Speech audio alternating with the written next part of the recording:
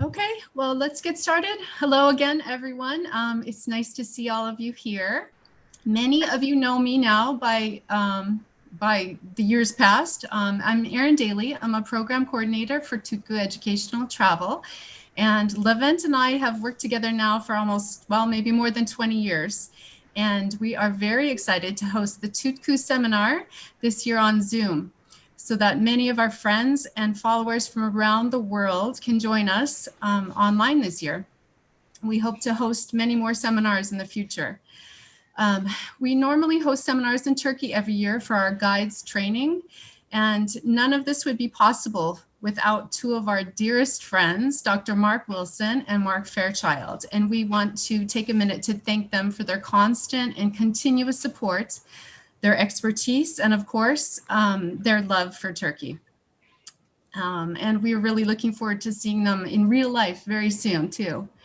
So each speaker, after they're done, we're going to have 15 minutes of question and answer time. So please write any questions you might have in the Zoom chat box at the bottom of your screen. And we hope to be able to get to all of them. So thank you again for joining us. And here is Mark Wilson to start. Thank you very much, Erin, and my pleasure to lead off here with my presentation on Hierapolis, City of Apollo to City of Philip. And I'm trying to figure out where my picture is up here so I can see myself. I see Erin, but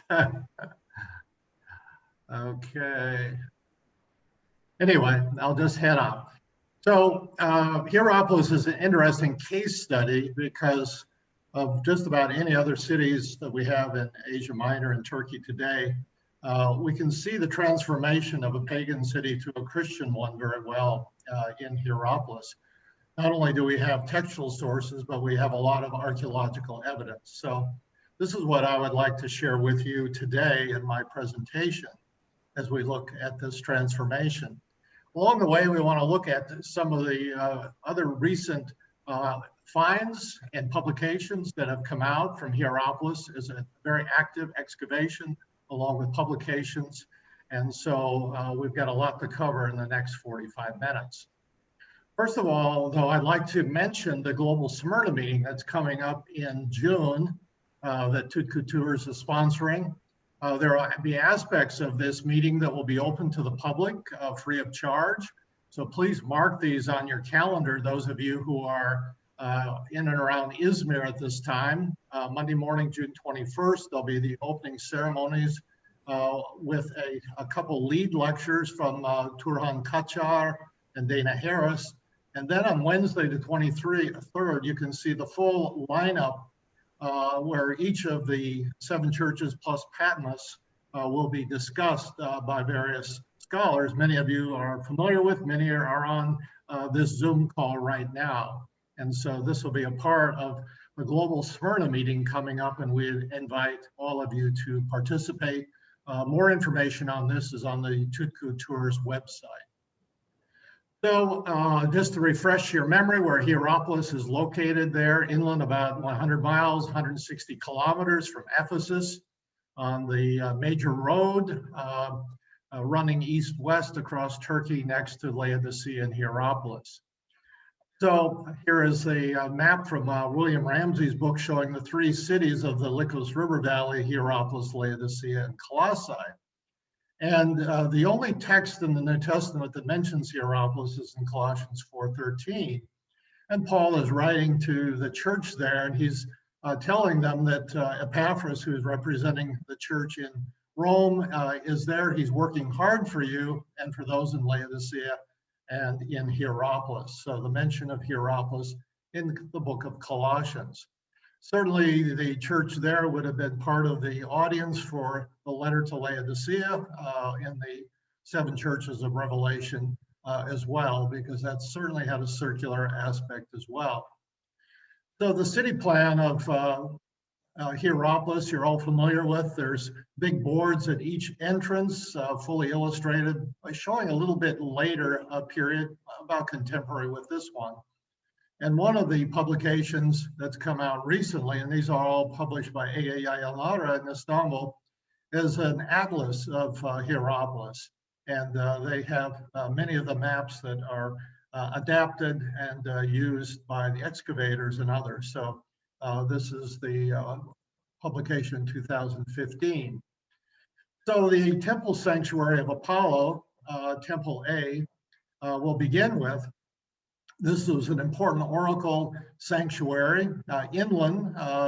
It was probably a secondary sanctuary with Didyma and Claros being more primary.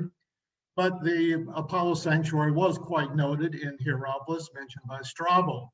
And so there's a inscription carved on the blocks here in the corner, a stone from the other side, and you can see to Apollo there, that a dedicatory inscription from the demos of the city of Hierapolis. So Hierapolis noted for its Apollo sanctuary.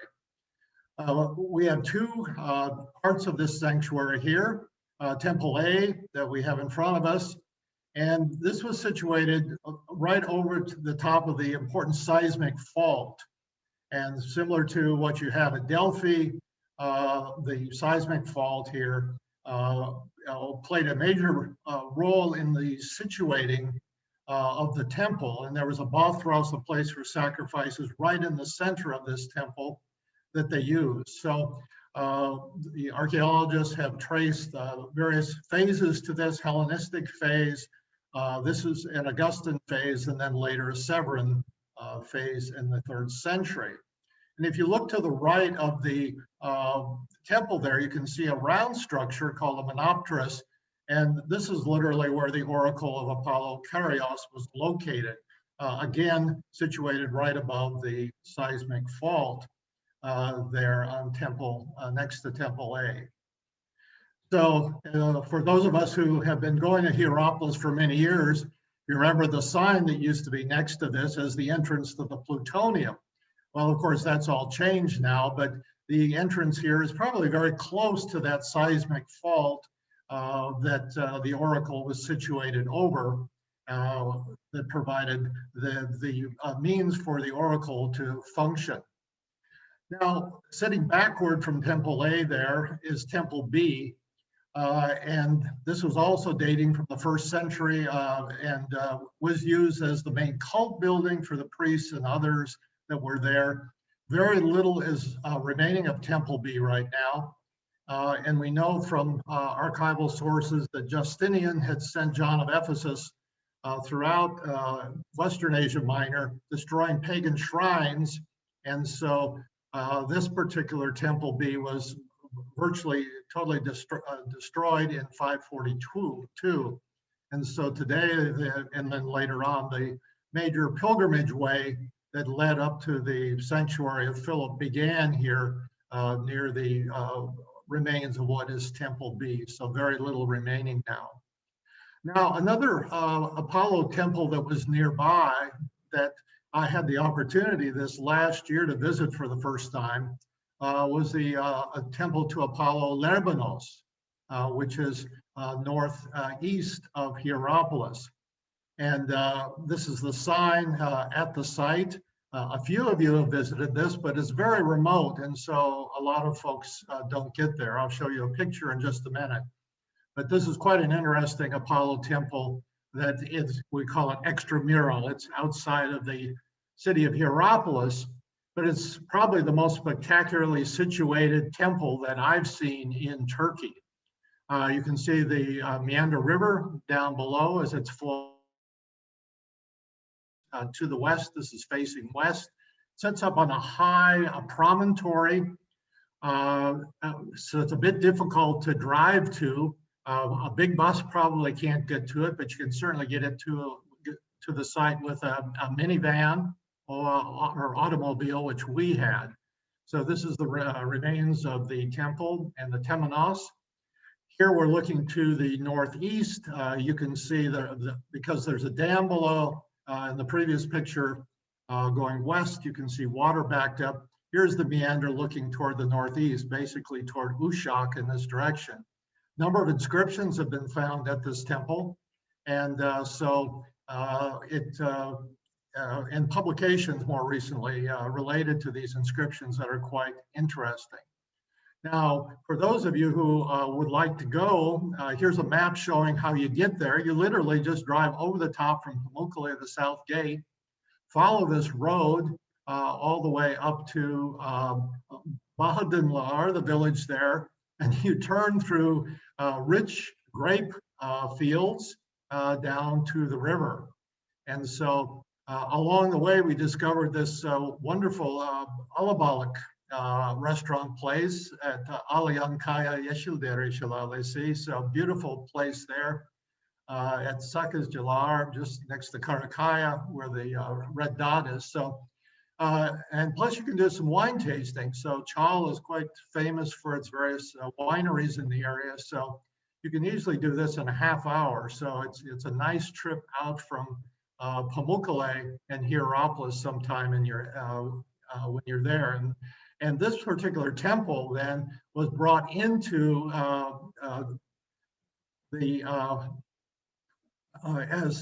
for Hierapolis became its caretaker in this 2nd century. It became its Neocorus. And so within now Hierapolis, there were 2 Apollo temples functioning. So 2013, many of you know Francesco D'Andrea, the now retired head excavator at Hierapolis, as they just had discovered the plutonium here in Hierapolis, and we got a early tour of the work going on there. Now, unfortunately today, and this has been going on now for I think about 2 years, this is still fenced off where you can't get access to it. I was able to get into this area in August. I'll mention why in just a minute, but just to give you an idea that it's really all ready for visitors to come in. They have very nice walkways that you can see from the distance, as well as the signage is all up. And you can see again that the plutonium is situated over the seismic fault, just like the Apollo temple. And you can see the pins there showing where the seismic fault is, and then the damage that's been caused by subsequent earthquakes. So here's the restoration as it looks like today there. And still coming out from the entrance there is the gas, carbon dioxide gas in the bubbles in the water. So here's photographs. So the displays are really quite nice that they've erected here with the inscription over the entrance mentioning in Greek the plutonium and also the dedication to Kore. Nearby, constructed in the 1st century, was this theatron, so that spectators numbering around 800 could gather around there and watch the priests do the sacrificial rituals there. You see a recreation of the painting there in the lower left. And so in the museum, you have, of course, this well-preserved statue of Hades, Greek name for Pluto, a god of the underworld. They've re-erected a copy here at the site now, and showing this tholos structure that was also present in this whole complex. So the plutonium was quite an extensive complex with the pool, the theater, the tholos, etc. Around it. And here's another view of the tholos here again from the 1st century. And in this area then, it suggests that there was therapeutic and ritual purification taking place here at the tholos. So as I mentioned, I was in the area in August, part of a filming for a Science Channel production of Unearthed called Rome's Gate to Hell. So if you take this information and plug it into a search engine, it will pull up the link and you can watch this on YouTube.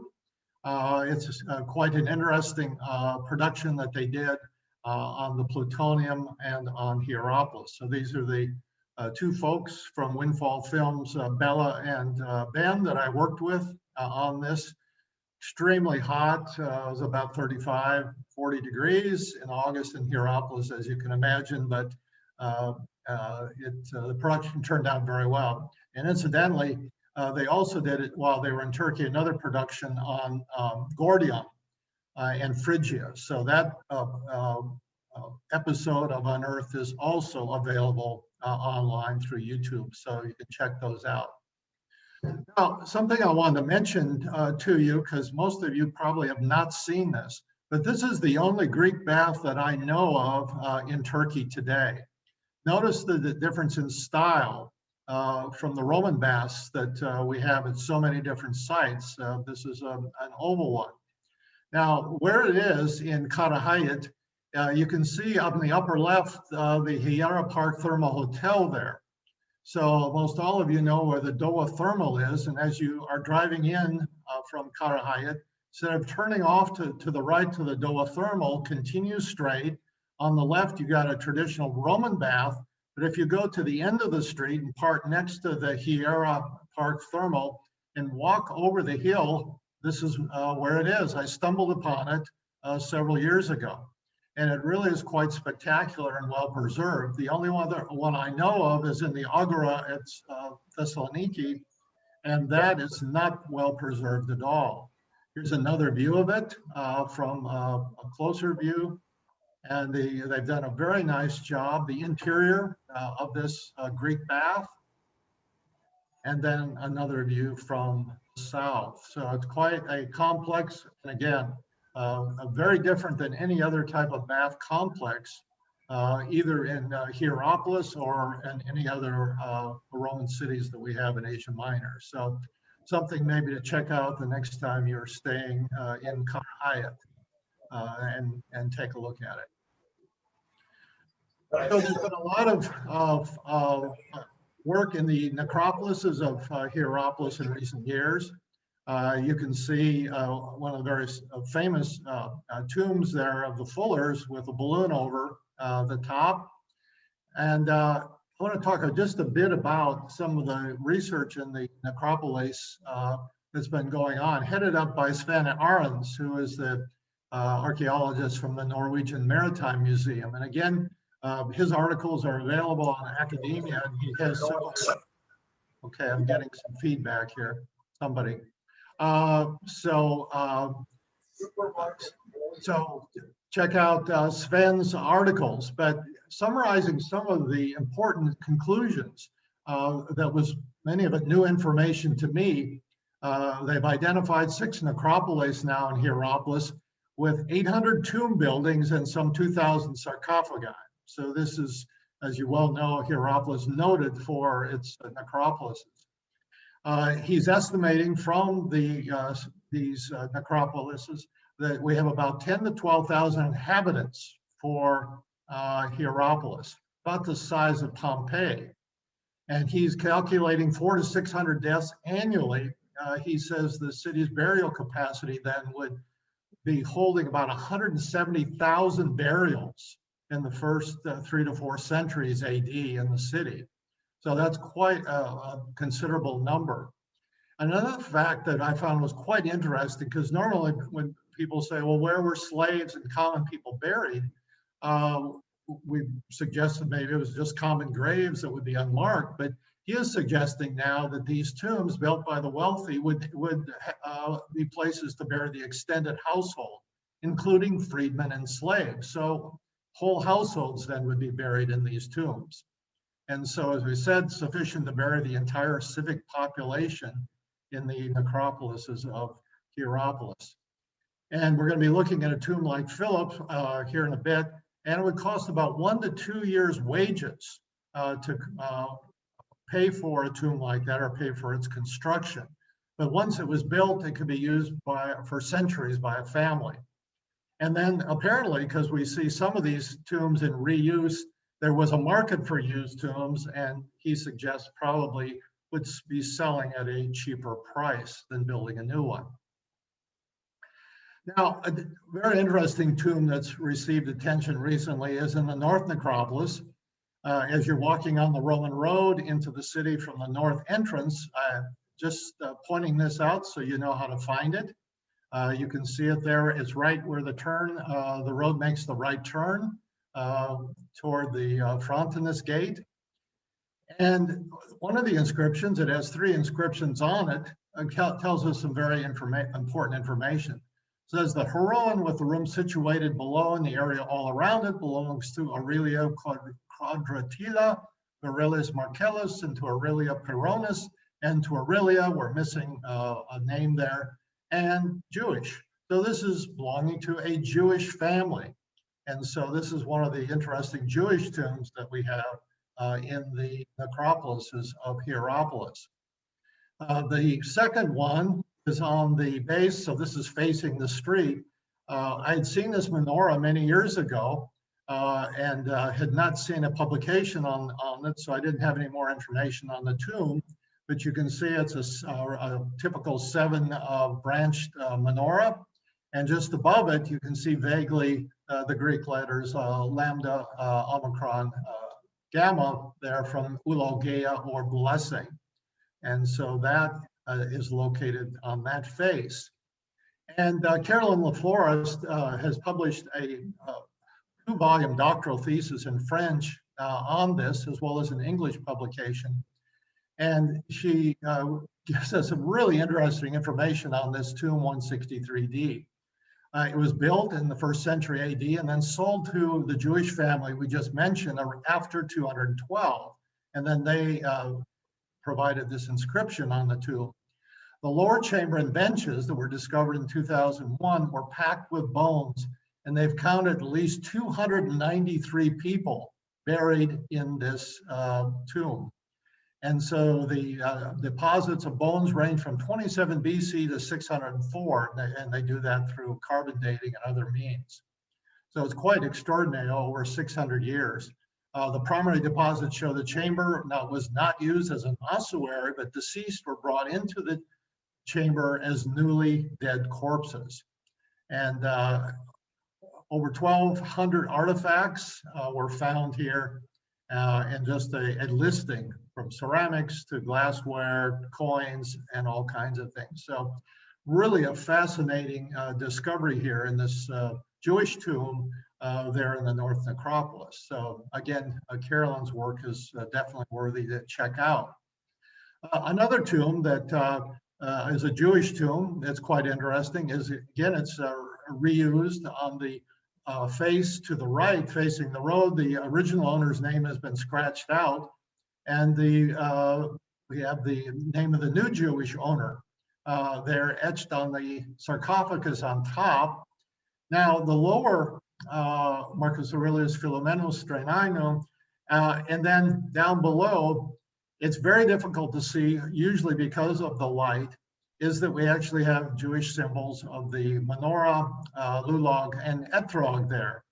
Now, I was there one day when there was snow on the ground, and so I took snow and put it inside, rubbed it across the face, so there you can actually see those Jewish symbols with the menorah to the left of it, the etrog, and then the lulav to the right. So another interesting Jewish tomb in the North Necropolis. And a final tomb that I had been looking for a long time, I spent a day with Michael and Felicity Kimke looking for these Jewish tombs in August, was this important sarcophagus with the inscription from Glycon. And you can see where it's located there, right across the bridge before the staircase going up to the Philip Sanctuary. So once I knew it was there, it's quite easy to see. And we are not certain if the owner was Jewish, possibly a God-fearer, but he leaves money to the purple dyers that money is going to be given then for the Feast of Unleavened Bread, which is Passover. And he leaves 150 denarii to the carpet weavers in order that money can be given for the festival of Pentecost. So 2 Jewish feasts mentioned prominently on this inscription related to Glycon. So again, a very famous inscription. And there you can see the sarcophagus in the foreground, just to the left of the bridge, just sitting there. So again, once you know it's there, it's easy to find. Some of the important Jewish tombs that we have. Now, moving on to Philip, the disciple apostle. In the New Testament, we see he's listed among the 12 disciples, and he's featured in 4 passages in the Gospel of John. In the book of Acts, he's present at Pentecost and at the Ascension, but then he largely disappears from the book of Acts. Tradition has it he travels to Asia, perhaps with John in the late 60s. And one of our issues that the church historian Eusebius confuses the two Philips of Acts. So some of the scholars, and maybe some who are listening today, still think that the Philip of Hierapolis is actually the deacon or evangelist. Now, this Philip we see in the book of Acts, his home is at Caesarea Maritima.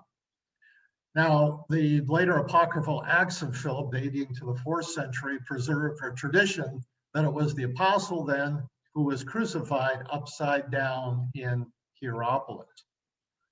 Now, our earliest Christian sources confirm that it was the apostle. The bishop of Hierapolis, Papias, mentions in Eusebius's church history that Philip the apostle lived at Hierapolis with his daughters. And then at the end of the 1st century, the bishop of Ephesus, Polycrates, is writing to the bishop of Rome. And he says, among these are Philip, one of the 12 who fell asleep in Hierapolis, his 2 aged virgin daughters, and another daughter who lived in the Holy Spirit, now rests in Ephesus. So Papias and Polycrates, our 2 earliest sources, both say it was the apostle who lived there. And so the Italian archaeologists who have worked there have uniformly attributed this site or associated with Philip the apostle. So as we look at the monumentalization of Philip here in the city, as we're talking about this transformation now from the pagan city of Apollo and Pluto to Philip, these are the various phases that, again, Professor DeAndrea and the other archaeologists have delineated. First, we have the saddle-roofed house tomb that is repurposed, reused by the Christians. We have an inscription on the front of the tomb says Apollinarius, so perhaps he is the original owner. And now the Christians bury Philip in this tomb. So until Christianity is legalized, the tomb basically sits as it is.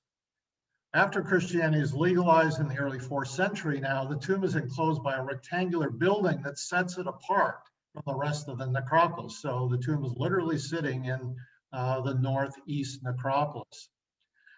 So because of threats during the time of Theodosius, city walls are built, and now the shrine, the tomb, and the necropolis are outside the city walls to the north. And so a bridge, a staircase, and a fountain are constructed to get up to the tomb.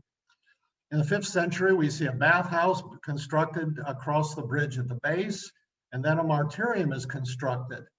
And this martyrium burns down within a century. So the beautiful construction, the base that we still see there today, is gone within 100 years. A century later now, the basilica with the nave and 2 aisles is built around the tomb from spolia. So archaeologists have identified pieces of the Apollo temple, plutonium, and other structures built into the basilica dedicated to Philip at the top. And another one of the projects that Aaron's has been doing is he's been looking at the various tombs near the tomb of Philip in the basilica. And I've identified at least 130 skeletons, probably related to pilgrims, that have pilgrimage items buried with them in the tomb, showing people have come from as far as France and Italy to Hierapolis to revere Philip. And we have evidence of pilgrimage going as late as the 12th century. Now, there are some traditions that Philip's relics were moved away from Hierapolis, possibly going into the Church of the Apostles in Rome, but it's unlikely that all of them were removed because why would pilgrims continue to come to Hierapolis if Philip's relics were all gone? And so with the Seljuk invasion of 1180, probably before this took place, we see Philip's relics being moved to Constantinople to the Church of the Holy Apostles. So this is all the phases then of the building of the various monuments related to Philip in the city.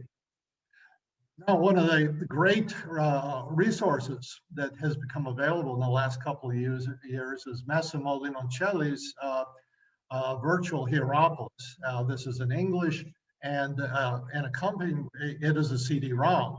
So some of these, or I mean, most all of these illustrations I'm showing you today have come from this volume where they've recreated and restored all the major buildings in Hierapolis in quite an amazing job. So would recommend this.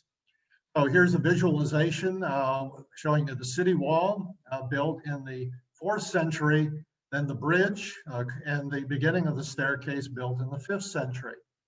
Now we're looking up the hill with the bathhouse to the left across the bridge, and of course the martyrium above, and then of course it would have to be in the 6th century with the church on the top, the basilica to the right. Now, one of the amazing things that has been found is this bread stamp that's now in the Richmond Museum of Fine Art. I've seen it myself when I was in Virginia, dating from the 5th century. And the reason we can suggest that is, notice that on the left side, there is no basilica, there is no church yet. Now, this stamp was probably used to impress bread that was given to pilgrims who came to the pilgrimage to the sanctuary of Philip. So note that everything is in reverse. So all the lettering and the imagery is literally reverse backwards. So if you press that in the bread, it'd be the right side. So around Philip's, the image of Philip there, it says Hagios Philippos. And again, the Greek is backwards. And then around the edge there, we have the quotation of Isaiah 6:3, holy, holy, holy, Lord Sabaoth, heaven and earth are full of your glory. So notice we have 2 staircases there linking to different monuments. And then the martyrium is on the left with the dome. So when this bread stamp was made, the martyrium had not burned down yet. And then on the left side was the canopy, or the technical name ciborium, that would be over Philip's tomb. So this is very similar to the ciborium we see with the post still over John's tomb in Ephesus. You also see this in the tomb of Demetrius in Thessaloniki today. There's still a ciborium in that church. But so this is a very important bread stamp showing us these architectural structures that were in Hierapolis here in the 5th century. So this is what remains of the martyrium today. Most all of you have visited this and seen this structure. Until the basilica was discovered, it was believed that this is where Philip was buried as well. And then amazingly, the church was discovered. So this is from an article in Biblical Archaeology Review in about 2013. That again, Professor DeAndrea is still suggesting here, notice the star in the middle of the presumed site of Philip's tomb. And this shows how archaeology changes. Shortly after this is published, they had pay dirt. They discovered the tomb of Philip. And so the work began. Now, this is the reconstruction of the inside of the martyrium. That's in Limoncelli's book. And notice that now there's no attempt to show a tomb of Philip inside of this. And then around the outside of this is where the pilgrims would stay as they came to Hierapolis. Yeah, I'm sure you recognize these guys. We made a trip over there to get a tour from Professor DeAndrea to see the ongoing excavations that were going on here. And so we got a wonderful tour of the site. And there is the tomb of Philip that was built into the basilica in the 6th century. I don't know of any other basilica like this that has a tomb in Turkey or elsewhere. If somebody knows, I'd be happy to hear about it. And that's what makes this so interesting. You can see the staircase on the left that allowed pilgrims then to actually walk up over the top of the tomb at some point. Here's the reconstruction of what the tomb looked like there once it was incorporated within the church. with the lintel there, allowing access to pilgrims from the church, from the north aisle. Recognize some of those people as well. Pilgrims touching the lintel there over the tomb.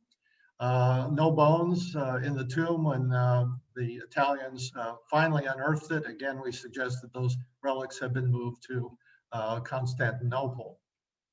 One of the interesting things you don't see here, just to the front and right side of the tomb, it's all been filled in. It was open when we were there, was this extremely deep two pits. And there's still a lot of discussion, what exactly are these?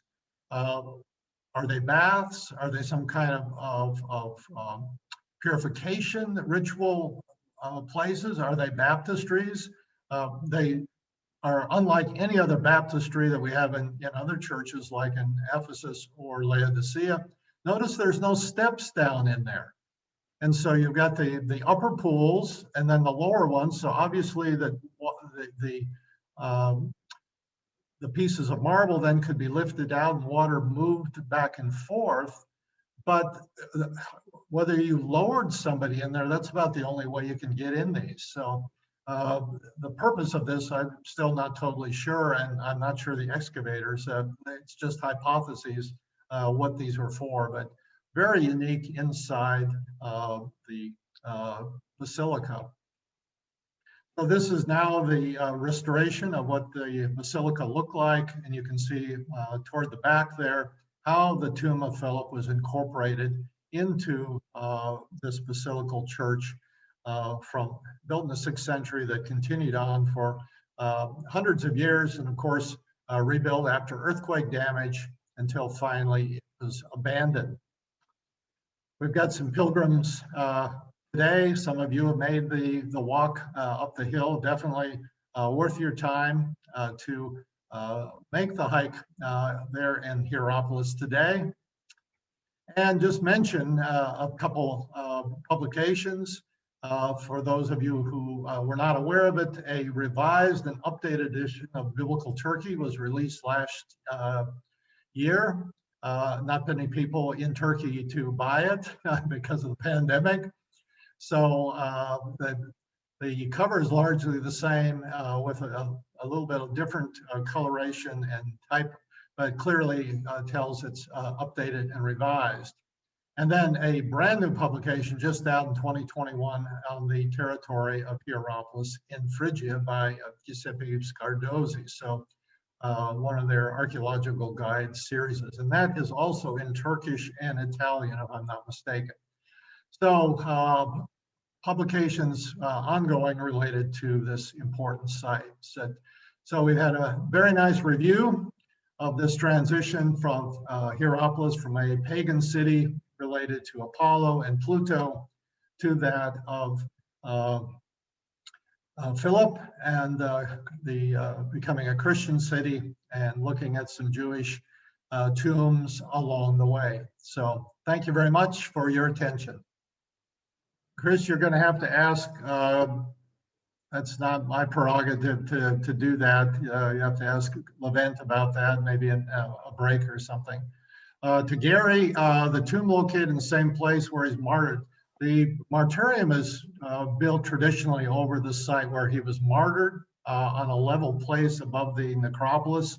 And then his burial is below. So you've got a very steep staircase with roughly about 20-25 steps going up from the level where the tomb is in the necropolis up to the level place where the martyrium is located. So that's the two structures with the staircases you see on the bread stamp. Any other questions? Scroll down here. Question related to baths and baptistry, evidence of pipes or aqueducts leading into the structure. One of the things that I've looked for, and I think the Italians were looking for, whether there was an actual baptistry in the church. They found no evidence of a baptistry like we see in the Basilica in Laodicea. the castellum to bringing water from the aqueduct, of course, is nearby. And so they would have brought water past the church, because down to the bathhouse at the bottom of the stairway. So there was water in this area. And so that water then could have come in and be used to fill those two very large earthen tanks that are lined again with marble with plaster. Jeff is asking, oh, go ahead, David. I was just wondering about the Greek baths. Is there, what's the speculation as to why the Romans changed the Greek baths, the beautiful Greek baths, so dramatically? I think one was function. You can see that the number of people would be more limited and with that style of bath. And so the Roman bath just was more spacious and opened things up. So that's the best that I can explain that. Jeff is asking me the relationship between Apollo and the other deities. Apollo, yeah, I would say is clearly the patron god there. And so we had, again, some of the inscriptions there deal with intervening when plagues hit these cities, and Apollo is giving direction on how to mitigate the plague and to what type of sacrifices to do related to that. But again, the place of the plutonium is well known too, because Strabo discusses extensively of the place too. And again, the two of them side by side, right over the same seismic fault there. One dedicated again to prophecy, oracle, and the other as an entrance to the underworld.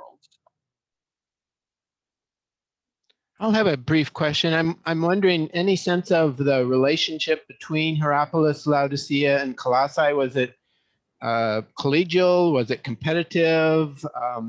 Relationships between the gods they worshipped, being so close together, being prominent cities that way?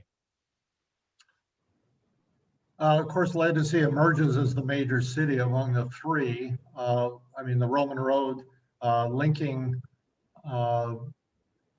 Laodicea with Pergamum ran, of course, right through Hierapolis to Tripolis, then to Philadelphia, Sardis, Thyatira, and Pergamum. So, I mean, the messenger carrying revelation would walk right through Hierapolis. So there was some competition. We know that there was a lake in antiquity in the 1st century between Hierapolis and Laodicea. There's been some interesting publications on that. And in fact, an inscription dating from the 1st century where they're contesting rights for fishing and water between the two cities in the lake. So that was a point of contention that we do know about between the two cities. Again, the distance between these is very brief. If you've been there, you know you can walk them in a couple hours. So that the connection between the three churches certainly could be an active one, and they would know each other, the congregations, the leadership between them, and they could easily share fellowship.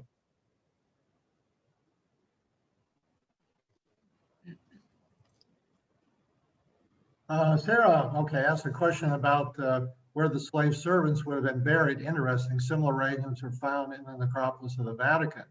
Perhaps it was fairly common at the time. Yeah, this is new information to me that I communicated with Sven about it to clarify it, and he said, yeah, the evidence is there, and interesting that we see this in the cemetery related to Peter under the Vatican tubes.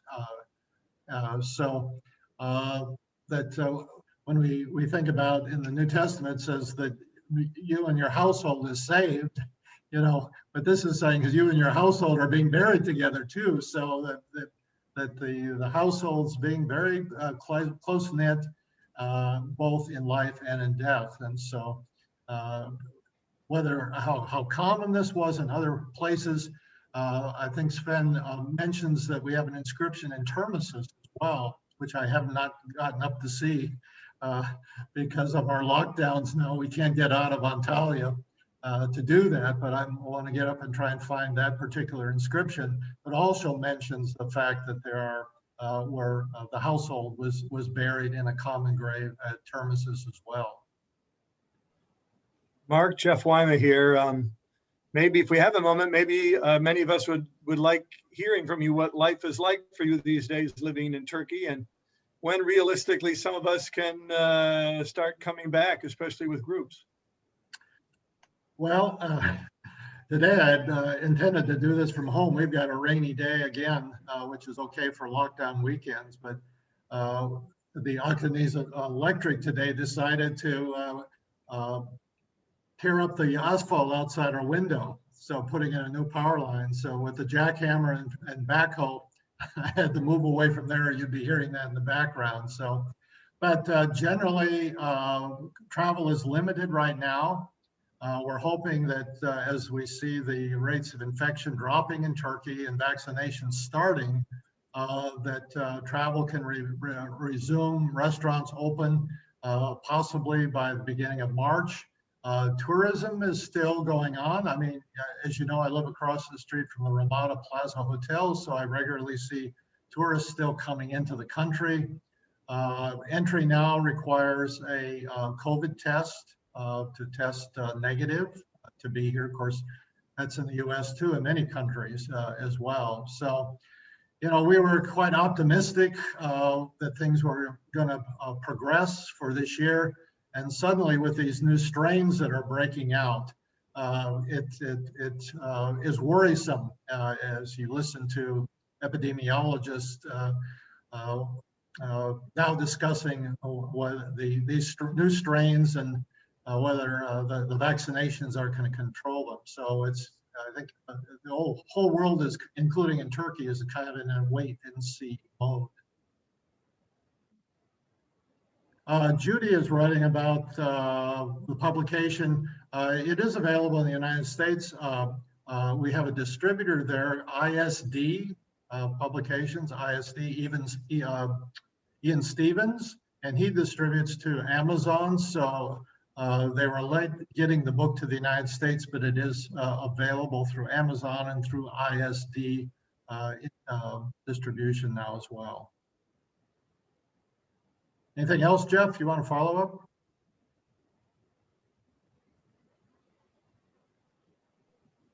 No, just that, you know, we thought a lot about Turkey in the last year, not just because of COVID, but of course with Izmir, with the earthquake and everything. So even though we haven't seen each other in person, we have been thinking, and many of us also praying for you in this past year, and hope for a reunion in the near future.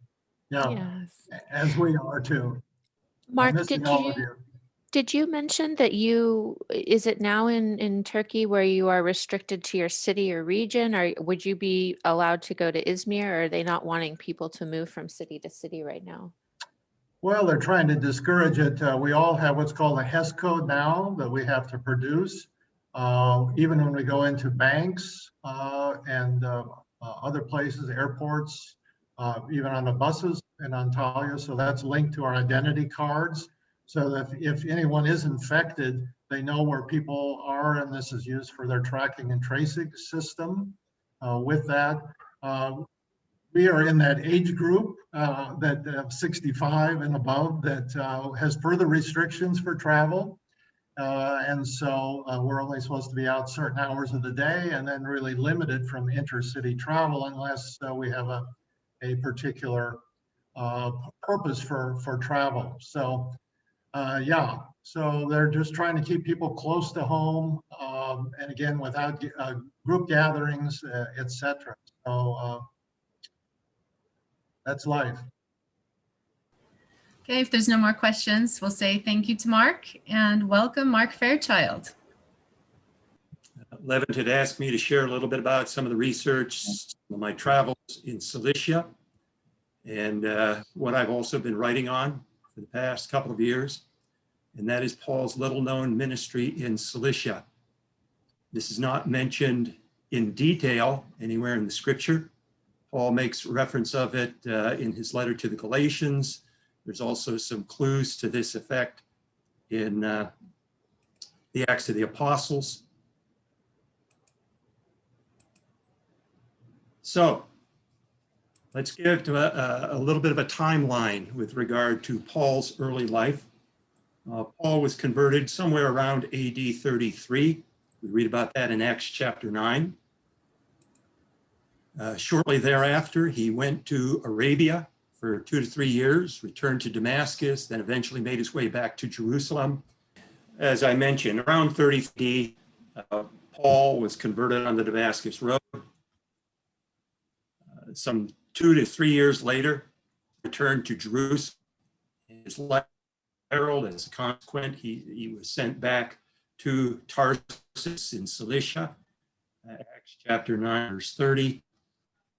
Then we don't hear about Paul again sometime later in the narrative of Acts. But in Paul's letter to the Galatians, he made a comment. I went into the regions of Syria and Cilicia, Galatians chapter 1, verse 21.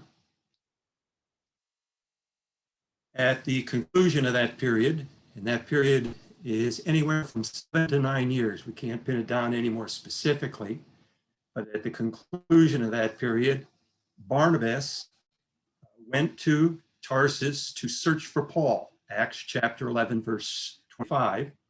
And it stated that they then ministered at Antioch for an entire year. Following after that, of course, Paul began his missionary journey, what is reported as the first missionary journey through Galatia. Actually, it's Cyprus, Galatia. And then the second missionary journey, Paul teamed up with Silas and traveled through Syria and Cilicia, strengthening churches. The term that is mentioned there in Acts chapter 15, verse 41, is strengthening the churches, implicating the churches were already established. So connecting this information, I think we can safely assume that during that 7 to 9 year period of time, Paul was in Syria and Cilicia doing ministry. Where exactly? Well, we don't know. Probably the bulk of that time was in Cilicia, since that was Paul's home. This is a map, of course, you're familiar with it. This Turkey area of Cilicia that we're talking about is here. In the southern part of what is today Turkey, Cilicia goes from the Amanus Mountains and goes the course of the Taurus mountain range to the southwest and curls a little bit to around here, which is where the end of Cilicia and the beginning of Pamphylia takes place. Now, Cilicia is divided into 2 sections by the ancient authors. From approximately here and to the east, this region is called smooth Cilicia. And it's partly because of the many rivers that have brought down alluvial soil into this delta region. There's a lot of flat land here. If you go deeper into smooth Cilicia, you get into a mountainous territory. But that's an area that was able to sustain agriculture in large populations. Then when you get down into the southwestern part of Cilicia, this is the area where I've spent the bulk of the last 13 years, with the exception of this last summer. I was not able to get into Turkey for obvious reasons. And this is a very mountainous region, referred to as rough Cilicia by the ancient authors. And this is an area that has not been well explored. In my 13 years of traveling into this area, I've never seen a tour group. And part of what I'm encouraging you to do, whether you're a guide or someone who would be interested in taking a tour group, is to come to this area, because it's really quite spectacular. I've got a lot of slides. Need to move.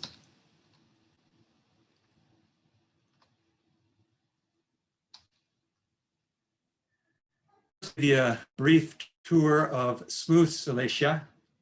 This is smooth Cilicia up near the mountains, so you can see some mountain peaks. From Carasis. Carasis was a Seleucid fort. Some scholars believe that this could have been a treasury for the Seleucid kingdom. It is a tough journey to get up there, but if you have hardy travelers who are interested in being a little more intrepid, it's a 4-hour hike to get up to the top, but it's eye candy once you get up there. It's amazing. The structures are in excellent state of preservation. As you can see, the undergrowth is quite heavy, so it's difficult to get around. You're going to have to push yourself through a lot of shrubbery. And well, it's a great place to visit. And there's many different structures. This is probably a granary, a storehouse, and then the view from up there is really quite amazing. Not far away is Anazarbus, also known as Anavarza. At the top is Armenian. Down below you have the city. You can see the Roman wall out and around the city. Just now, Anazarbus is being excavated, so there's a bit of work that's being done there, but it's a great site. And actually at Anazarbus, there are 2 castles there. This is the second one that you can see. Again, in smooth Cilicia, getting into the mountains. The canyons are quite amazing. You can see waterfalls and just the deep cut canyons that are created by the water as it's made its way from the Taurus Mountains to the sea. This is the major road that goes, it's called the Cilician Gates, that leads from Tarsus up into the region of Laconia in Galatia. Again, still in smooth Cilicia, in the Delta region. This is Malus, Roman bridge crossing the river. And then, of course, moving further to the west, we come to the city of Tarsus. This is Paul's hometown. Many of you have seen Tarsus, have been here before. And of course, increasingly, seems like month by month, year by year, a little bit more of Tarsus is being revealed. Unfortunately, the modern city sits squarely on top of the ancient city. This was a bridge that went over the Cydnus River. Of course, the course of the river has changed, which is quite common. And a jame is built over the top of the remains of this Roman bridge. Again, many of you have been on this road. This is a Roman road that leads up over the Taurus Mountains, leads to the Cilician Gates that we had seen a little bit earlier. Milestones, Roman milestones. Moving further to the south, and probably at the southern extremity of smooth Cilicia, you come to Sole, also known as Pompeiiopolis, named after Pompey, after his supposed victories over the pirates, which we'll talk about in just a moment. This is located really just a little bit south of Mersin. Mersin's a huge city. And there are a few remains that can be seen from Pompeiiopolis. And then entering into rough Cilicia, still following along the coast, we come to the city of Iași, which is the ancient city of Eleusis Sebast. The Italians are working here and they've done a wonderful job excavating the site. Incidentally, it's one of the only sites that's really being ambitiously excavated in rough Cilicia. And this is a bathhouse, again, at Eleusis Sebast. Moving further to the south, you come to Korikos, also known as Kizkilesi. And you have again, this is a castle which has been constructed and reconstructed many times. So originally this was a Roman city, and the castle was built out and around the Roman Agora. And then later on in time, we had a Byzantine fortification, later on Armenian. And then off into the distance, you see another castle off on a small little island. There used to be a way to get over there on a land bridge that is now underwater. And of course, there's mythology about the maiden who's been entrapped there on the island off onto the coast. And then in the foreground, you can also see some of the moorings from the harbor that existed at Korikos in the past. And then getting into the interior, there are several modern roads. Most of them are not in very good shape. Many of them are dirt roads, but many of these roads actually follow where the ancient Roman roads once took travelers into the interior. And there are portions, several portions of roads, the ancient roads that went into the interior, and this is one of them. And again, you can see Roman milestones along the way as well. You can see bridges that when the Romans began to make their way into the interior, you can see that they had these improvements. And then I'm going to take you on a tour of some of the places that you can see. This is a Roman road that extends north from Chataurin. And a beautiful temple to Hermes. This is the best preserved temple of Hermes that I've ever seen. And if there's a better one, I would be surprised. I'm sitting on a watchtower that overlooks the Temple of Hermes. And then continuing on. This is part of the story that I want to describe, is that the territory of rough Cilicia is quite rugged.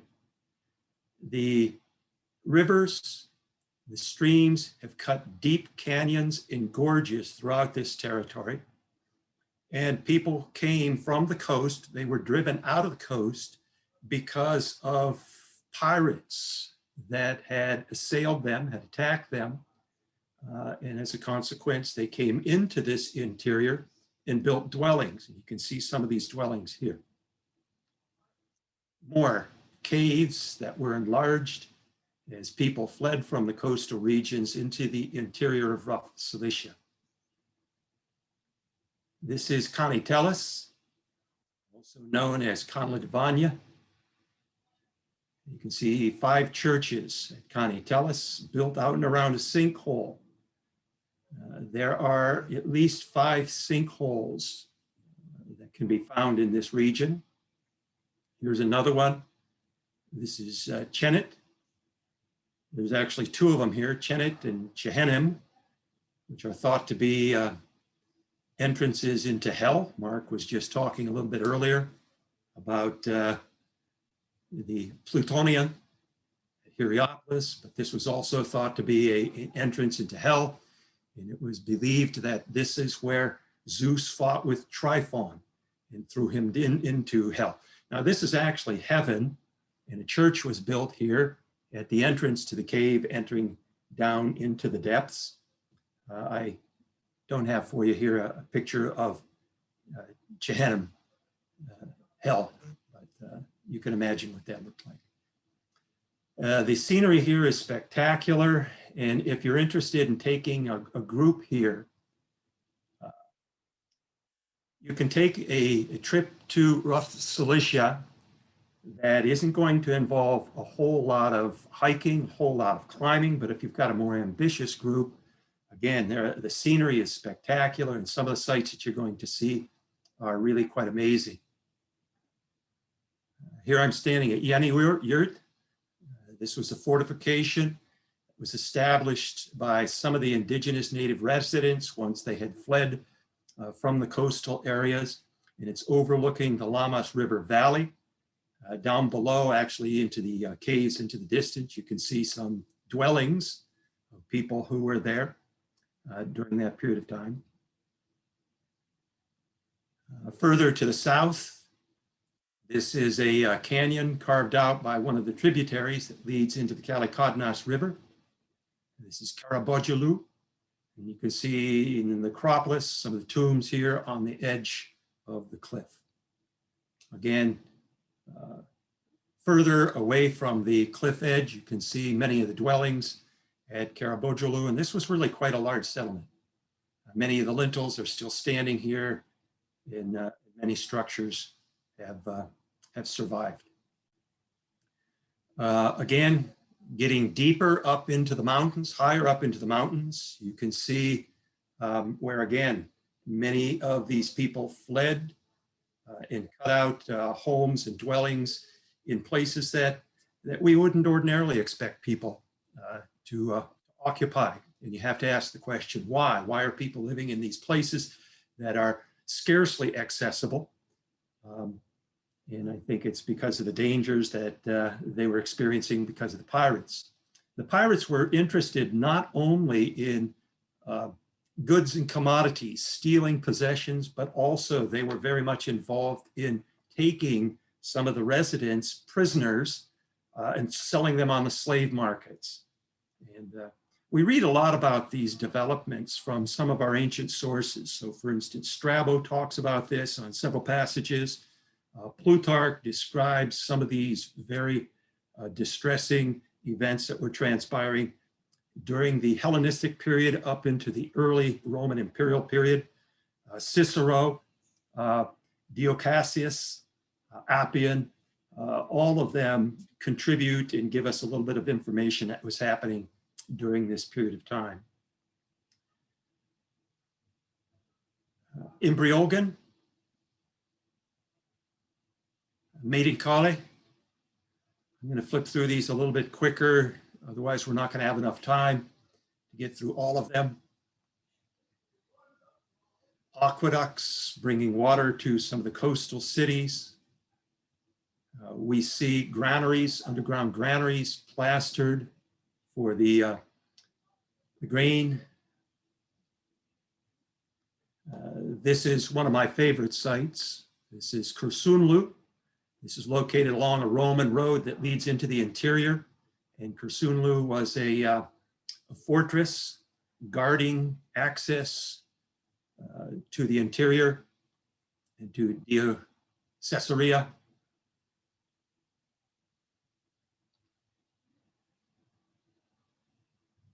Tabarelli.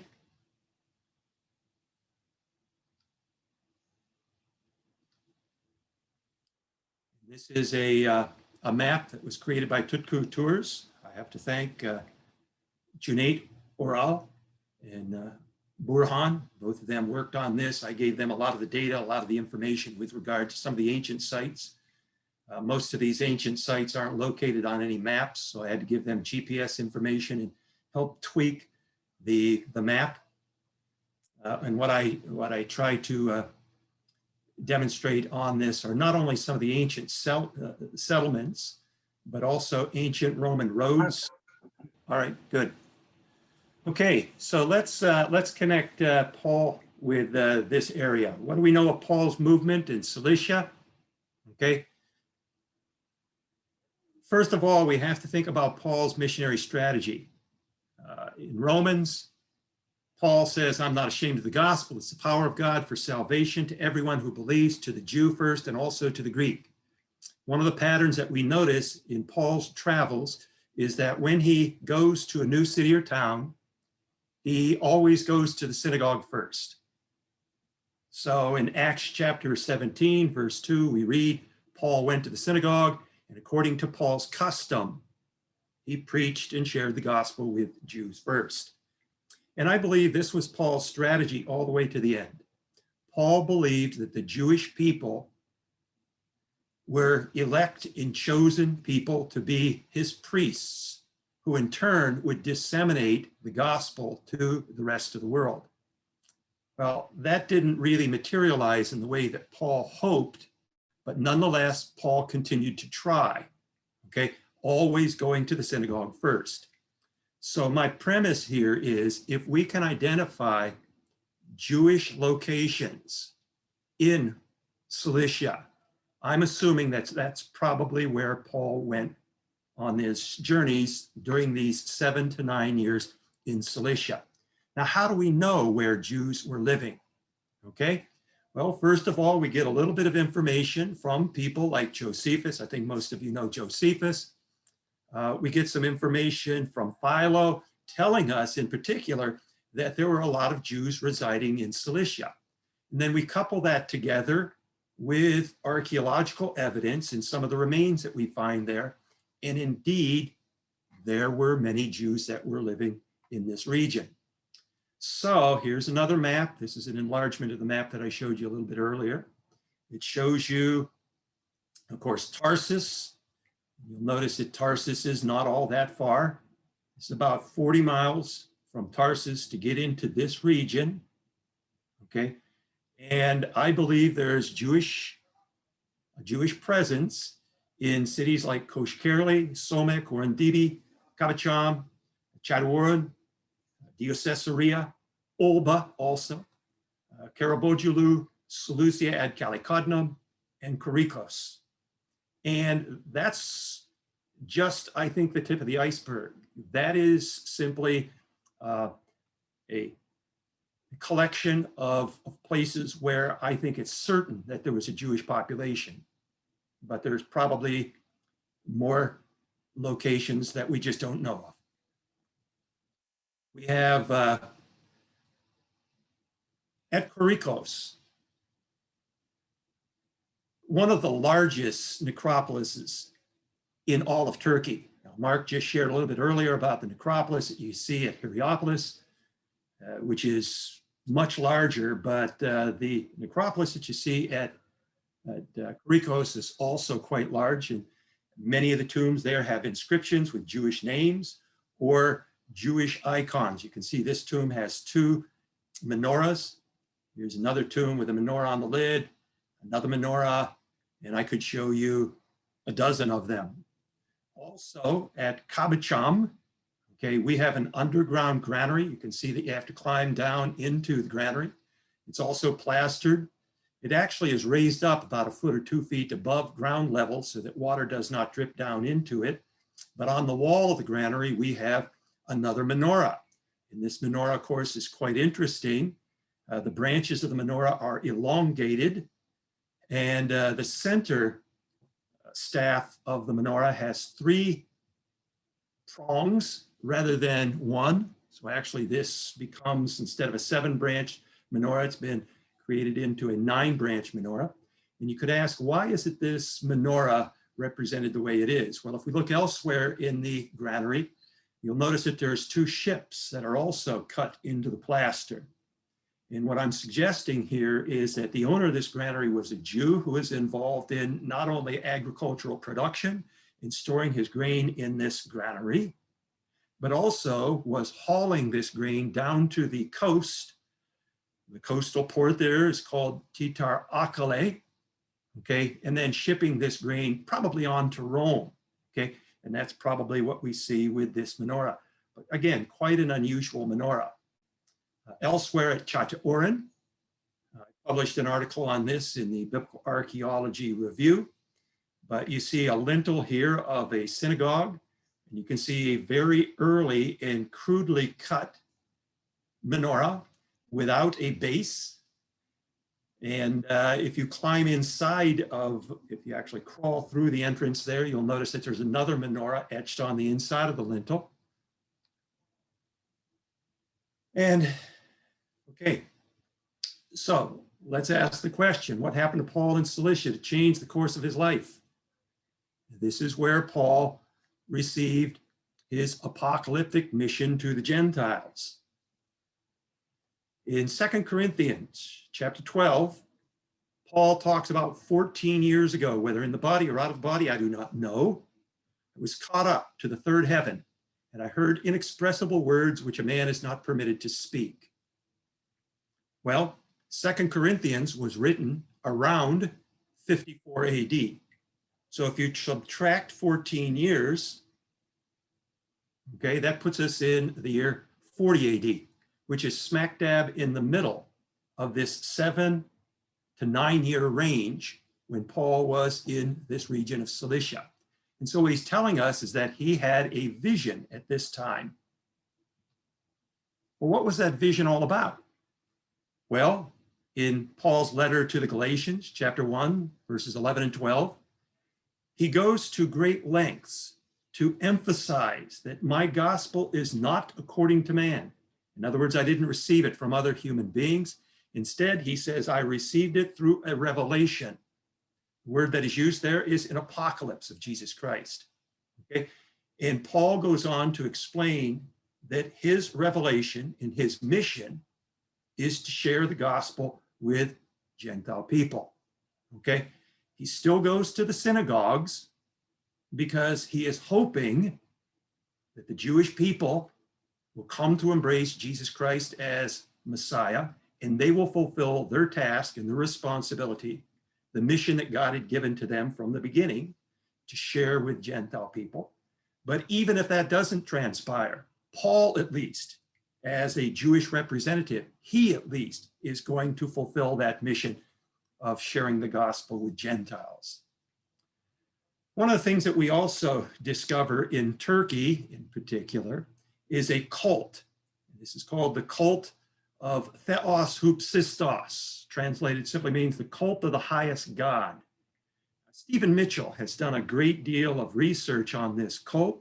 There are 375 Greek inscriptions that he has collected that are dedicated to the highest God. Now, who are these people? Well, these are people who are Gentile monotheists.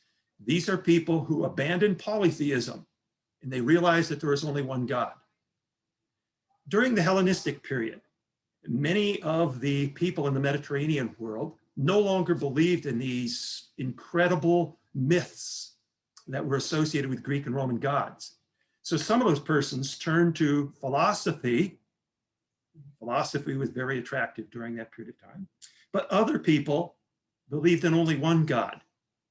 And some of those people who believed in one God were attracted to the Jewish God. They wanted to hear what that message was all about.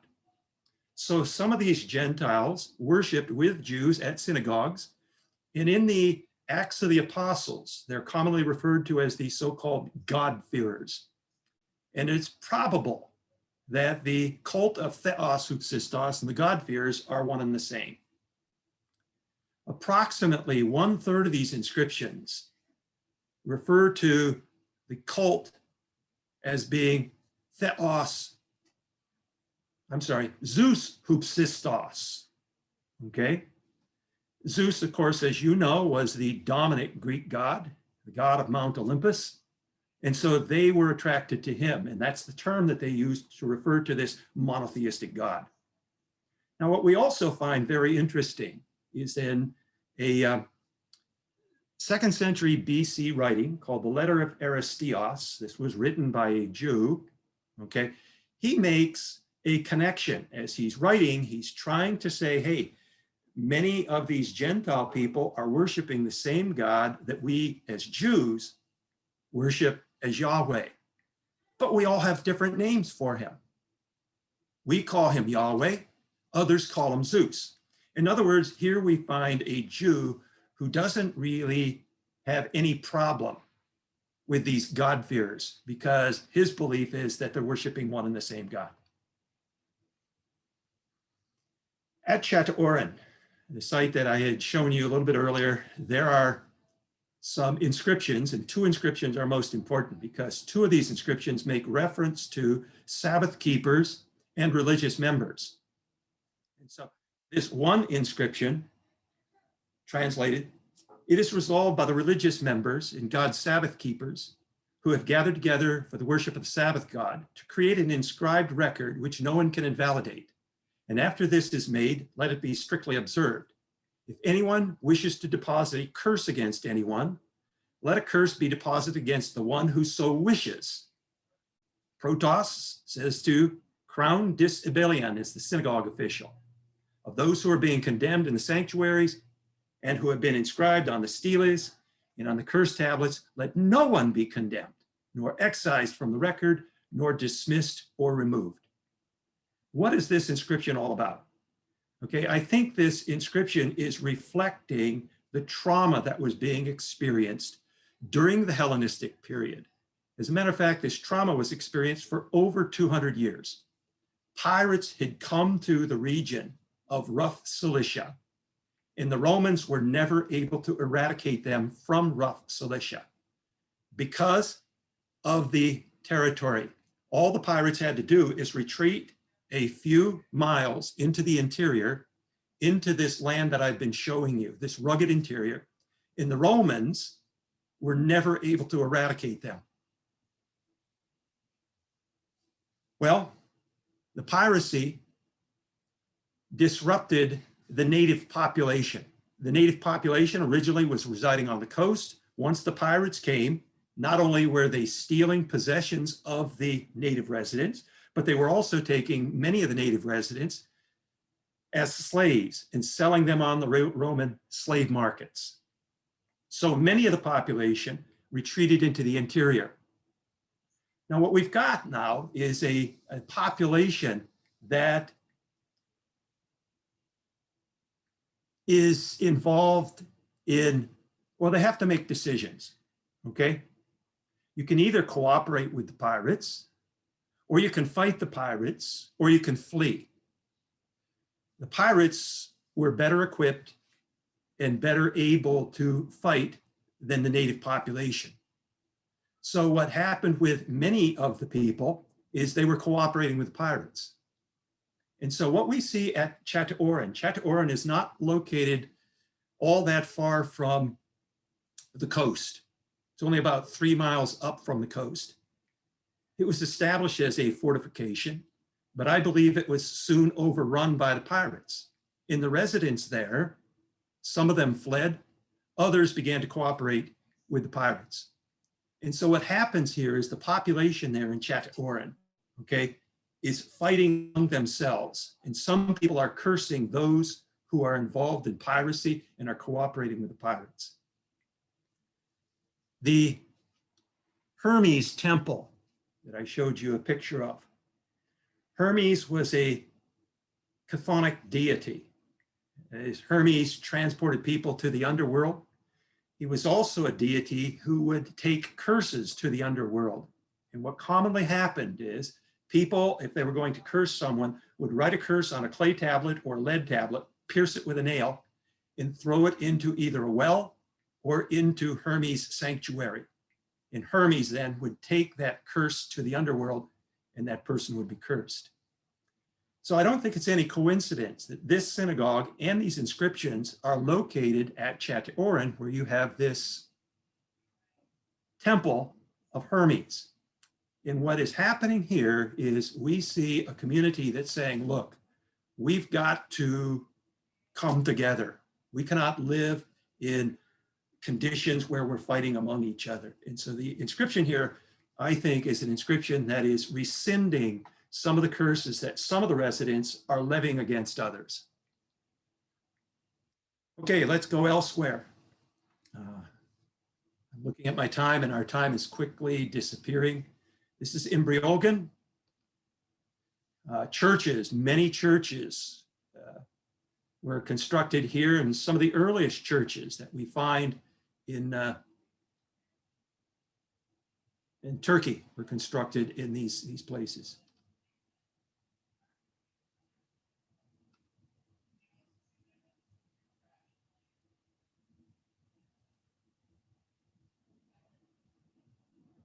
This is on the coast at Kyrikos.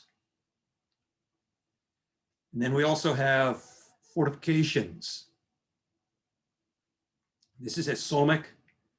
This is a fortification that overlooks the Lamos River. We see watchtowers. This is a watchtower at Kursunlu. Same watchtower. This one's a watchtower not far from Kyrikos. At Maidinkali, Gomech Tower, Imirzeli, Hisarkali.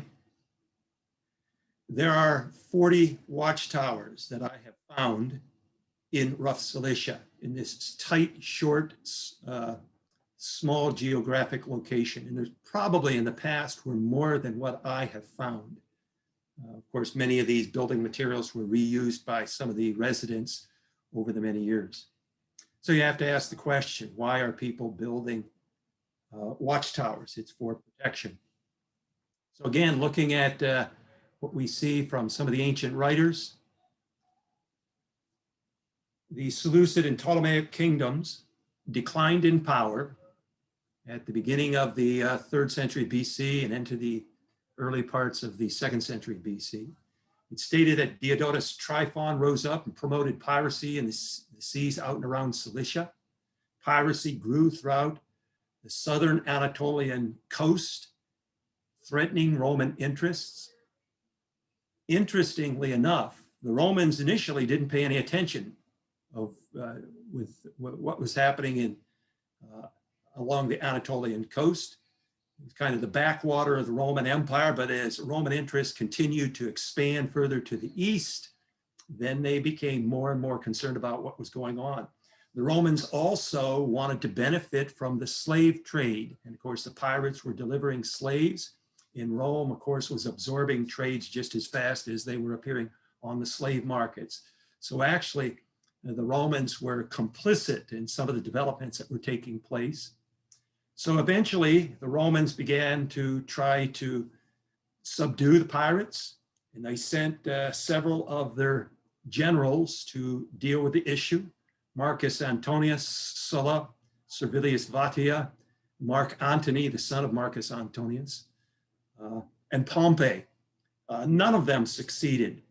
Of course, Roman propaganda claimed, each of these guys came back to Rome, had victories, and claimed that they had done away and dispatched with the piracy. But none of it's true. Even Pompey was celebrated as the person who finally cleaned up the piracy. Okay, and what he claims is that he burned pirate ships and entered into an agreement with the pirates. The pirates were then relocated, supposedly, to Sole, to Adana, and to Epiphania, Malus, those regions, and resettled as farmers. They were given land in some of smooth Cilicia. I think that's ridiculous. Pirates aren't going to become placid tillers of the soil, but that's the narrative that was promoted by Pompey and the Romans. But that isn't the case, because later on in time, we see that piracy was continuing to harass and to cause problems, particularly in rough Cilicia. So we have this statement from Appian, okay? He says they had fortifications, heights, deserted islands, and retreats everywhere. And they chose for their primary hangout the coast of Cilicia, where it was rough and harborless and rose in high mountain peaks. And for this reason, they were all called by the common name Cilician. In other words, if you mention the name Cilician, what your listener would probably assume is that you're talking about pirates. Again, just a peek at some of this territory. This is Tabarelli. The cliffs, some of these cliffs drop off as high as 800 and 900 feet sheer drop to the canyon floor. Any earth? I'm hearing some feedback. Are you hearing me okay? Yes.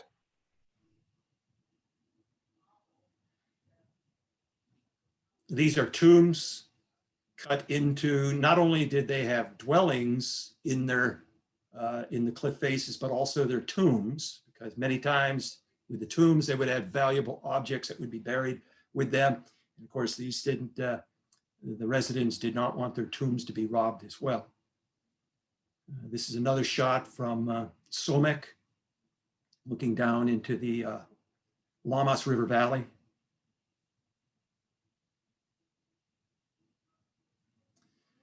Paul, again, looking at his letter, we had an earlier reference to Paul's letter to the Corinthians, 2 Corinthians. I want to look at another one in 2 Corinthians chapter 11. Paul makes this statement: in far more labors, far more imprisonments, beaten times without number, often in danger of death. 5 times I received from the Jews 39 lashes. 3 times I was beaten with rods. Once I was stoned. 3 times I was shipwrecked. A day and a night I have spent in the deep. Well, if you collate and gather all the information that is recorded in the book of the Acts, it doesn't add up to what Paul enumerates here. And so the assumption is Paul is talking about all of his journeys, even the journeys that he had taken that are not reported in the Acts of the Apostles. And continuing on further in that passage, I have been on frequent journeys, in dangers from rivers, dangers from robbers. That word robber, lay states, can be translated either as a robber on land or a pirate on the seas. Dangers from my countrymen, dangers from the Gentiles, dangers in the city, dangers in the wilderness, dangers on the sea, dangers among false brethren. I've been in labor and hardship through many sleepless nights, in hunger and thirst, often without food, in cold and exposure. And of course, that's part of what Paul had to endure as he entered into this region and shared the gospel with the residents of rough Cilicia. Again, this is, I'm taking a peek at my time, and my time is disappearing again. This is a map that charts many of the sites that I visited. And something else I want to highlight, and that is throughout this region, we have relief carvings and cuttings on cliff faces throughout the region. Just as I mentioned to you before, we have 40 watchtowers. You have to ask the question, why are people building watchtowers? It's for defensive purposes. They're very much concerned about people intruding and entering into the interior because the people have already fled into the interior, and they're afraid of these pirates who continued to raid into the interior. Well, what they also did is they cut relief carvings, and these relief carvings are very similar to what you see here. There's a soldier who's willing to defend himself, and in his right hand, he's holding a spear. In his left hand, he's holding his sword that's called the gladius. This is at Adam Kalar, and this is a combination of tombs. And so some of these tombs also represent the soldiers who have given their lives to defend that region. This one here is at, trying to remember, Hierapolis, Veseli. It's Kanitelis. This is Monchinicale. But you see dozens of these. Hierapolis. This is at Tabarelli.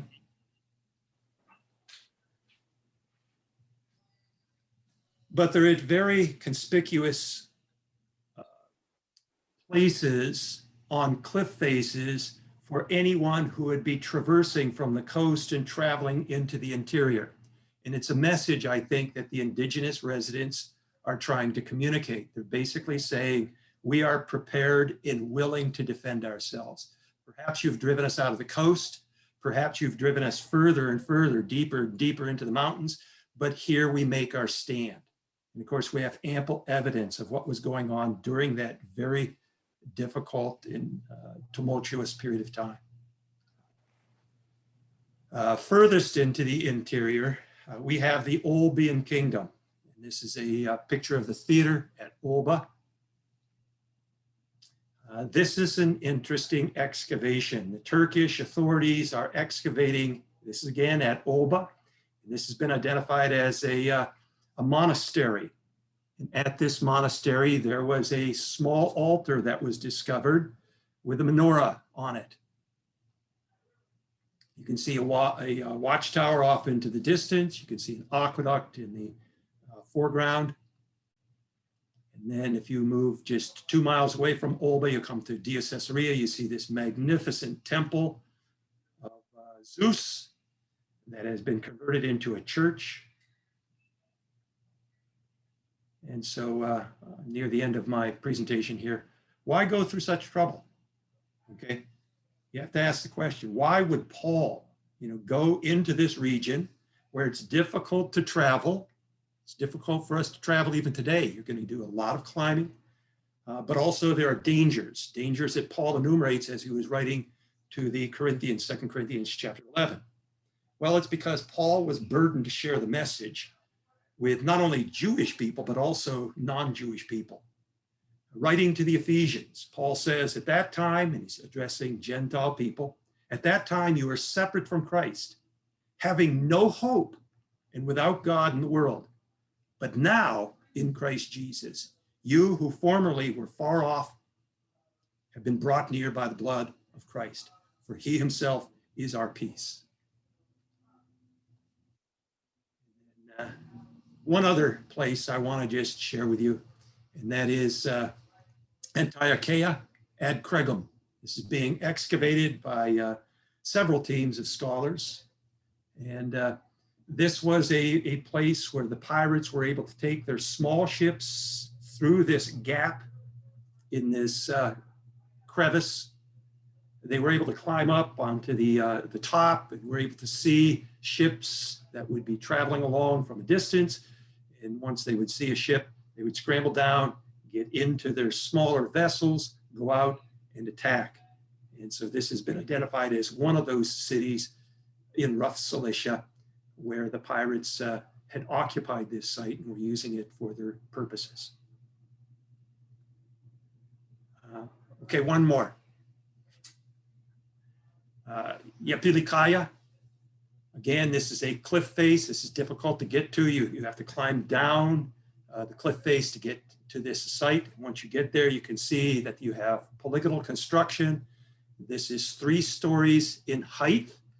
Much of it is collapse, so it's difficult to actually climb up to the 2nd and the 3rd story of this structure. But again, this was a defensive outpost that is built into the cliff face. And I want to encourage you, I know most of you have never been to rough Cilicia. Even some of you maybe have been to Tarsus, but certainly not into this area. Consider taking a group here. And if you have an ambitious group that's hardy, that's willing to sweat and to climb, you can see places like this, okay? And you can see what I consider to be some of the most exciting sites in all of Turkey. But if you're also taking a group that doesn't want to do a whole lot of climbing, a whole lot of hiking, things of that sort, there are still plenty of sites in rough Cilicia. And if you're interested, I can help you select some sites for a particular group that you might be taking over. And there's not a whole lot of travel in rough Cilicia. Along the coast today, there are more hotels that are being built. Unfortunately, some of these are like resort hotels, so you can get some really nice accommodations. I'm not interested in the resorts, but you can stake out a hotel for a couple of weeks, and then you have just a half an hour to many of these sites. So you don't have a whole lot of travel, at the most 1 hour to get into the deepest interior if you're going all the way up into Diocesari, into Olba. And you can do a wonderful 2-week tour visiting many of these sites where you've got 30 to 40 places, depending upon your interests, that you can visit. So it's been my pleasure sharing with you. And here's my website if you're interested in some of the stuff that some of the pictures I have on my website, and articles and other kind of information. But take a peek at that. And I'll be happy to entertain any questions that you might have.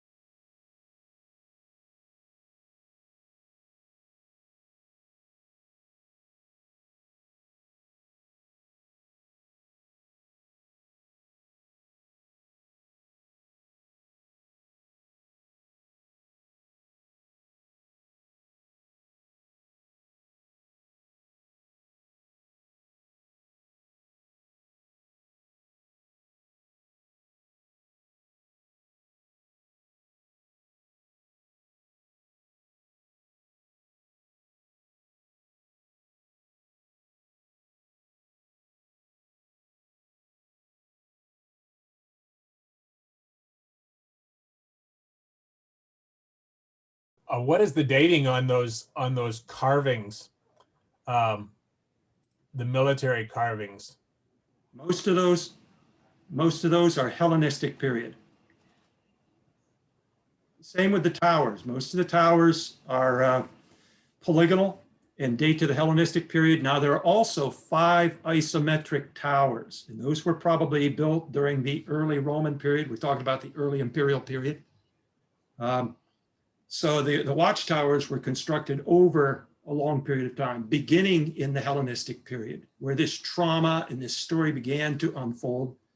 But as time progressed, more towers were built because the problem was not resolved with Pompey. That was Roman propaganda. But Cicero later on asked, something's going on here. Okay. Cicero became governor for 1 year. He actually didn't even want to be governor. Okay. But he begrudgingly went to Cilicia to govern the province. He stayed in Tarsus for almost the entire time. There's no evidence that he ever set foot into rough Cilicia. And at the end of his 1-year term, he promptly left even before the new governor arrived. And again, part of the problem was he had a hard time taming the residents in the trauma that was taking place to his southwest. Mark Hoffman had a question. Any idea when the Jewish communities in Rough Cilicia were founded?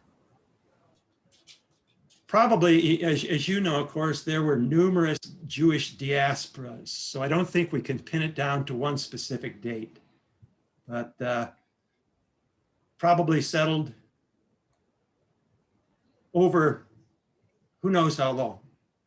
Could have gone back all the way to the Assyrian diaspora. You know, the Assyrians in around 700 BC came in and attacked the northern tribes, and they were dispersed. Could have been more people came into the region during the Babylonian destruction of Jerusalem. So, like I say, we have numerous diasporas where the Jewish people were dispersed, not only in rough Cilicia, but really throughout the Mediterranean. Some of them made their way down into Egypt. We know that Alexandria, Egypt, it's estimated that about 1/4 of the population in Alexandria, Egypt was Jewish, and that was a large city. So if we're talking about 1/4 of that population being Jewish, we're talking about a big diaspora community. We also know that there was a large diaspora community back in Mesopotamia. We know that Seleucus III relocated, 3,000 people to Phrygia. Those are 3,000 families actually to Phrygia. So this was just a part of the many diasporas that we read about and know about. Jeff Wyma also had a question. Do you see that one, Mark? Okay, here we go. The title of your presentation, Paul and Cilicia, in your opinion, what is the most compelling evidence that Paul left the city of Tarsus and traveled to these other regions of Cilicia? Also, what do you think of the work of Martin Hengel about these unknown years of Paul's life? Martin Hengel's excellent, okay?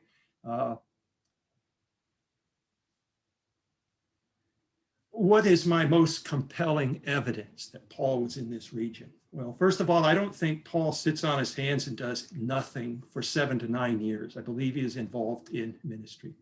Also, the statement that he makes very briefly in Galatians chapter 1, he says, during that time, I was in Cilicia and Syria.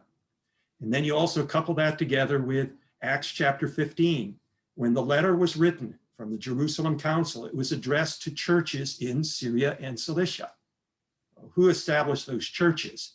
Paul was never there, and we have no other evidence of anyone being there unless it was during that 7 to 9 year period of time. And then at the beginning of the second missionary journey, it's explicitly stated that Silas and Paul went through Syria and Cilicia, strengthening the churches. Doesn't say founding, okay? So that is part of what I assume is the evidence indicating that Paul was in this region. There was another comment from Ali Riza Kiran. Did you see that one? Okay, I'm looking. I might mention that Eckhart Schnabel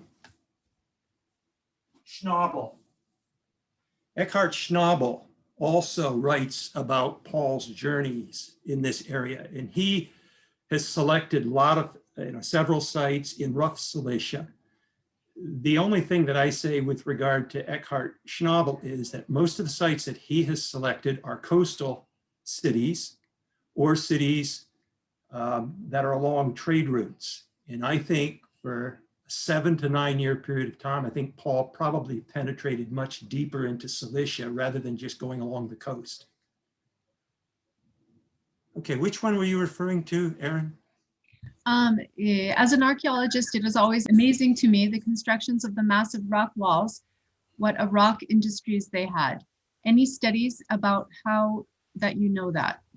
I don't have any studies that I know as to how they went about doing this, but the assumption is that they cut into cliffs that probably already existed and enlarged them. And then they would have rope ladders that would allow them to descend or to ascend into those dwellings.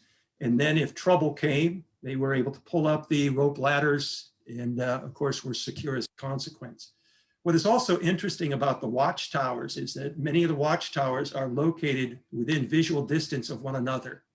And the watchtowers are also strategically located along the routes that one would take to enter into the interior. So they're not randomly located. They're located, like I say, in strategic positions and also in positions where you can communicate to some of the other cities in the interior.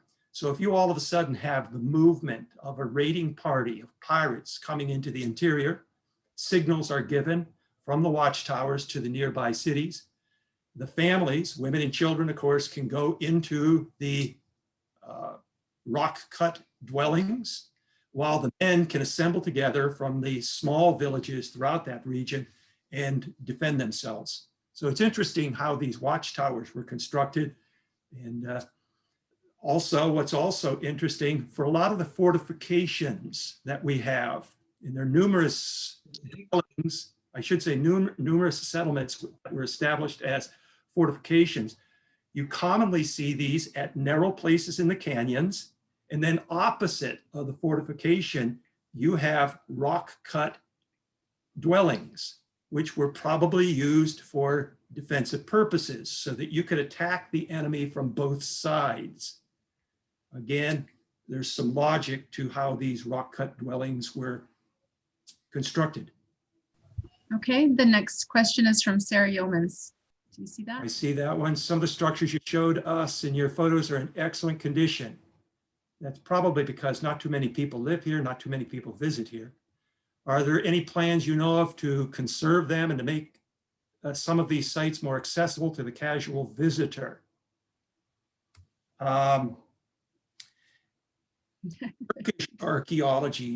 Archaeologists are starting to do more work in this area. I mentioned to you a little bit earlier about the monastery at Caesarea. It's being excavated, but Turkey doesn't have a whole lot of money. It doesn't have a whole lot of resources. So many of these sites are undeveloped and are not being excavated. As far as Western authorities, I mentioned to you that the Italians are at Eleusis Sebast. The Germans have a small operation in Caesarea, but it's not really moving ahead at a great pace. And quite honestly, most of these sites, there's been no work that's been done whatsoever, unfortunately. And what I would like to see, and this is part of what my presentation is all about, it's very easy to get to many of these sites. You don't have to be climbing and hiking and pushing through brush. There are so many of these sites that you can see easily, and you don't have to travel far from the coast to get to these places. So you can on a tour, you can see 4 or 5 of these sites and still have a leisurely day doing so. But if you have a more ambitious group, if you've got people who are a little more hardy and they want to go into the brush, you know, some of these places are. Next question, Gary Fairchild. Political construction is interesting. They fit so tightly. Did they ever use mortar to fit them better? Not a whole lot of evidence of that, okay? A tight fit. The same thing with ashlar construction. They usually didn't use mortar for ashlar construction either. The weight of the stone itself pretty much holds the structure in place.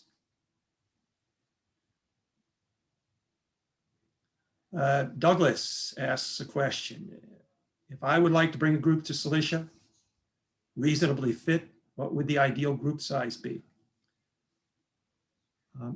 First of all, don't bring, if you use this term reasonably fit, that tells me that you're interested in doing some hiking and climbing. Goofballs with you. Because if you're going to bring a group of 20 people with you, some of them kids, I'm leery about taking Huntington University group here because some of my kids will do risky things. And you only have to have one kid do something that's really stupid and you're going to regret it for the rest of your life. Okay? But you can travel safely and not be in great danger to see a lot of these sites. I mean, you don't have to go and stick your foot over the edge. What would an ideal group size be? I think you can move around quite easily in a group of like 12. If you want a larger group, 15, 20 people, you're going to have to get, for some of these sites, if you want to really penetrate and get into the to some of these difficult places, you're going to have vans because you're not going to get one of these 40 passenger seat buses up some of these roads. It just isn't going to happen. But you may be able to take a couple of minivans and get a group of 12, 15, maybe have to expand to 3 vans if you have a group as large as 20. But it would be a good group. Jenk asks, anything from an earlier period of that area, say 600 to 700 BC? Actually, Dia Caesarea has its origins, goes all the way back to the time of the Hittites. So it's been occupied for a long period of time. The Olbian kingdom is really where it all began. And that was deep into the foothills and into the mountains. And the sites between the coast and the Olbian kingdom were not settled until the Hellenistic period. No evidence that any of those places were settled prior to the Hellenistic period. So you have to ask the question then, why all of a sudden do you have people being moved from the coastal areas into that region?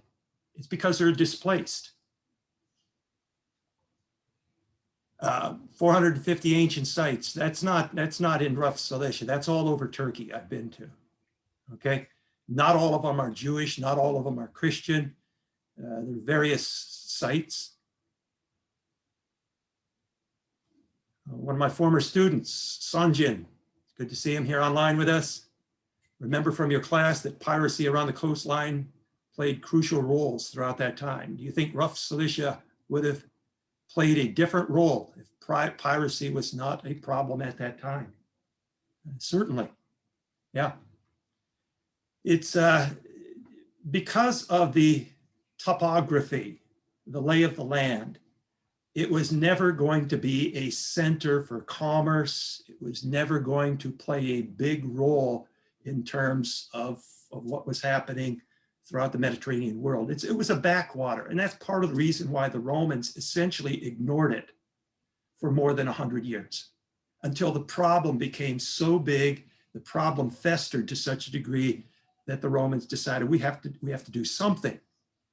But yeah, if it wasn't for the topography, the pirates would have been easily displaced or moved out of there. But you know, that was the history. That's what happened. presumably the pirates are no longer a threat. Not in Somalia. There are no pirates in Cilicia today. Somebody's asking about the God-fearers.